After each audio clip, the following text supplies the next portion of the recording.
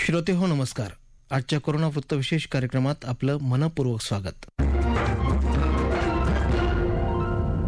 आजच्या कोरोना वृत्तविशेषमध्ये आपण ऐकणार आहोत जगभरात सुरू असलेल्या कोरोना प्रतिबंधात्मक लसीकरणाची सद्यस्थिती, त्या तुलनेत भारतातील लसीकरण मोहिमेचा देशांतर्गत घेतलेला आढावा आणि संभाव्य काळात लसीकरणासाठी करावं लागणारं नियोजन या अनुषंगानं केलेली चर्चा.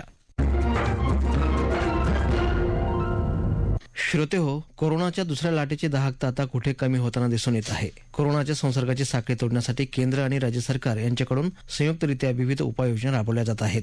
त्यातली सर्वात महत्वाची उपाययोजना म्हणजे लसीकरण मोहीम होय. कोरोना प्रतिबंधात्मक लसीकरणाच्या मोहिमेला भारतात सुरुवातीपासूनच महत्त्व देण्यात आल्यानं आज भारत जगातला सर्वाधिक लसीकरण केलेला देश म्हणून समोर आला आहे. जगाच्या तुलनेत भारतानं लसीकरणात मिळवलेली आघाडी तसंच जागतिक स्तरावर लसीकरणाचा असलेला वेग याचा तुलनात्मक आढावा घेतलाय आरोग्यविषयक पत्रकार चैतन्य देशपांडे यांनी. कोरोना प्रतिबंधक लसीकरण हे आता जगात सर्व देशांमध्ये अगदी उत्साहाने सुरू झालेलं आहे. भारताचा क्रमांक तसा जागतिक दृष्टीने खूप मागे असला तरी याचं कारण आपल्याकडची असलेली भरमसाठ लोकसंख्या आहे. अनेक जगातल्या देशांच्या तुलनेमध्ये संख्येच्या दृष्टीने बघितलं तर भारताने मोठ्या प्रमाणात लसीकरण केलेलं आहे. आपण 37 कोटी नागरिकांना जवळपास लस दिलेली आहे, पहिली आणि दुसरी मिळून. आणि पूर्णतः लसीकरण ज्याला आपण म्हणतो की कम्प्लीट वॅक्सिनेशन, दोन्ही डोस देऊन काही दिवस झालेले, तर आपल्या एकूण लोकसंख्येच्या 5.4% म्हणजे जवळपास 5.5% लोकसंख्येला आपण आतापर्यंत देऊ शकलो आहे. मात्र भारताच्या एकूण लोकसंख्येची 5.5% लोकसंख्या असं जर आपण सांख्यिकीच्या दृष्टीने हिशोब केला तर खूप मोठ्या प्रमाणावरती लोकांना आपण लसीकरण करून कोरोनापासून एक सुरक्षा प्रदान केलेली आहे. आता जागतिक दृष्टीने बघितलं तर सर्वात जास्त आपल्या नागरिकांपैकी सगळ्यात जास्त म्हणजे 77% नागरिकांना लसीकरण देऊन आणि 67% त्यापैकी 67% नागरिकांना दुसरा डोस देऊन फुल्ली वॅक्सिनेटेड करून UAE जो आहे हा देश आज जगात सगळ्यात जास्त आघाडीवर आहे. मोठे मोठे जे देश आहेत जसे UK, इंग्लंडमध्ये 70% लोकांचं लसीकरण पूर्ण झालं आहे आणि 52% लोकांचं लसीकरणाचे दोन्ही डोस पूर्ण झाले आहेत. इस्रायलमध्ये 63% लोकांना लस मिळालेली आहे आणि 57% लोकांना पूर्णतः दोन्ही लसी मिळून ते कोरोनाचं प्रोटेक्शन त्यांना मिळालेलं आहे. कॅनडा एक मोठा देश आहे ज्यामध्ये 70% लोकांना लस मिळाली आहे, पहिला किंवा दुसरा डोस, आणि 43% लोकांना पूर्णतः प्रोटेक्शन मिळालेलं आहे, दोन्ही डोस. अमेरिकेत जर पाहू जाता 55%, कारण अमेरिका हा खूप प्रगत देश आहे, 55% लोकांना 1 किंवा 2 डोस आणि 48% लोकांना पूर्णतः दोन्ही डोस दिलेले आहेत. या प्रमाणात जर बघितलं तर जागतिक एकंदर WHO आणि इतरांच्या एक जे गणितीय आधार असतो त्यानुसार जर देशातली 60% वरती लोकसंख्या ही लसीकृत झाली तर बऱ्यापैकी एक हर्ड इम्युनिटी यायला सुरुवात होते असं म्हटलं जातं. अमेरिका आपण बघितलं, त्यानंतर इंग्लंड बघितलं, कॅनडा, या सगळ्या देशांमध्ये बऱ्यापैकी लोकांमध्ये एक प्रोटेक्शन निर्माण झालेलं आहे. तिथे तिसरी वेव्ह ज्याला आपण म्हणतो आता, ज्याच्यासाठी आपण सगळेजण चर्चा करतोय, तिसरी वेव्ह तिकडे आली. मात्र ज्यांना लसीकरण ज्यांचं झालं नव्हतं असेच लोक त्यामध्ये बाधित झाले आणि ज्यांना लसीकरण झालं होतं अशा लोकांना अगदी हॉस्पिटलाइज करायची जरूरतच लागली नाही. आता सर्दी खोकल्यासारखा कोरोना होऊन ते दुरुस्तही झाले घरच्या घरीच, असा एकंदर अनुभव आहे. त्यातल्या त्यात थोडेफार मृत्यू जे झालेले आहेत त्या नवीन लाटीमध्ये, त्यातही सगळे मृत्यू जे आहे ते लसीकरण त्यांचं झालेलं नव्हतं असे जे रुग्ण आहेत त्यांचा मृत्यू झाला. आता भारताची जर जागतिक एकंदर लसीकरणाच्या परिस्थितीशी तुलना करून भारताची जर आपण परिस्थिती बघितली तर आपल्याकडे 22% लोकसंख्येला 1 किंवा 2 डोस दिलेले आहेत आणि जवळपास 5.5% लोकांना दोन्ही डोस देऊन 5.5% लोकसंख्या जी आहे आपली ती सुरक्षित झालेली आहे. आता भारताच्या लोकसंख्येच्या दृष्टीने 5.5% संख्या खूप मोठी आहे आणि अजूनही आपल्याकडे मोठ्या प्रमाणावर लसीकरण अवघ्या देशामध्ये सगळीकडे सुरू आहे. 37 कोटी नागरिकांचं लसीकरण झालेलं आहे. शिवाय आता गर्भवती स्त्रियांनाही लसीकरणाची परवानगी आपल्या भारत देशामध्ये मिळाली असल्यामुळे लवकरच त्यांचंही मोठ्या प्रमाणावर लसीकरण सुरू होईल. गर्भवती स्त्रियांना लस दिली याचा फायदा त्यांच्या होणाऱ्या मुलाला होईल आणि जर स्तनदा मातांना लस दिली तर साहजिकच त्याचं जे सुरक्षा आहे ती लहान बाळांनाही प्राप्त होईल. त्याच्यामुळे साहजिकच आपल्या देशाचा पुढच्या काही काळामध्ये या लसीकरणामुळे फायदा होणार आहे. तर जागतिक पर्सेंटेजच्या दृष्टीने जरी आपण कमी असलो तरी आपल्याकडे मोठ्या प्रमाणावर लसीकरण सुरू आहे. कोवॅक्सिन आणि कोविशिल्ड या 2 लसी आहेत. तसंच स्पुटनिक लसही उपलब्ध झालेली आहे. आता लसीकरणाचा वेग हा या महिन्याच्या शेवटी आणखी वाढेल आणि सप्टेंबर-ऑक्टोबर पर्यंत आपल्या देशामध्ये 50% लसीकरण होईल असा एकंदर अंदाज आहे. श्रोते हो, भारतात कोरोनाच्या दुसऱ्या लाटेचा सर्वाधिक फटका महाराष्ट्र राज्याला बसला. महाराष्ट्रात आतापर्यंत 3,63,44,581 लसीच्या मात्रा देण्यात आल्याची नोंद झाली आहे.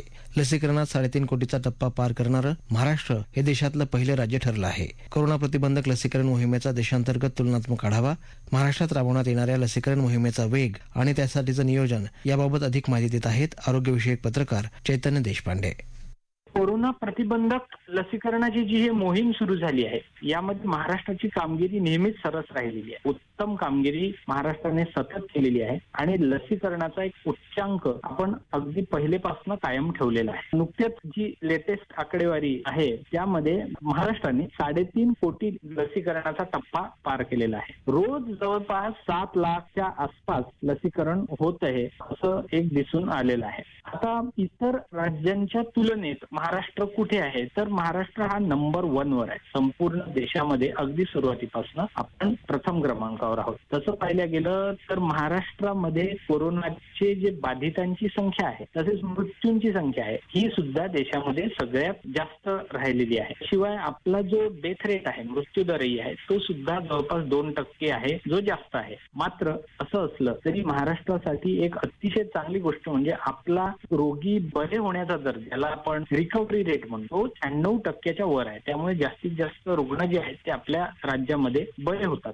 शिवाय जास्त रुग्ण असल्यामुळे साहजिकच कोरोनाची झळ ही महाराष्ट्रातल्या जास्त जनतेला पोहोचली आहे. त्यामुळे साहजिकच लसीकरणाला अगदी चांगला प्रतिसाद जो आहे लोकांचा तो लाभतो आहे. आपल्याकडे 3.5 कोटीचा टप्पा पार केला आहे. आजच्या आकडेवारीनुसार 3,67,00,000च्या वर लोकांचं लसीकरण झालंय. आज 1,81,000 लोकांचं आतापर्यंत लसीकरण झाल्याचं डॅशबोर्ड वरनं दिसत आहे. याशिवाय पश्चिम बंगाल, उत्तर प्रदेश, तेलंगणा हेही काही राज्य आहेत, राजस्थान, ज्यामध्ये जवळपास 2 कोटीपर्यंत लसीकरण झालेलं आहे आणि तरी सुद्धा महाराष्ट्राच्या ते जवळपासही पोहोचलेले दिसत नाही, कारण आपलं 3.5 कोटीच्या वर आपण पोहोचलेलो आहे. याचं कारण म्हणजे महाराष्ट्रामध्ये लसीकरणाचा वेग जसा जसा जास्त असतो तर केंद्र सरकारच्या धोरणाप्रमाणे जिथे जास्त खपत आहे तिथे जास्त प्रमाणात लसी उपलब्ध होतात. त्यामुळे आपल्याकडे अगदी लसी उपलब्ध झाल्या की 24 तासात विक्रमी लसीकरण होत आहे. हे लक्षात घेता आपल्याला जास्त लसी उपलब्ध होतात.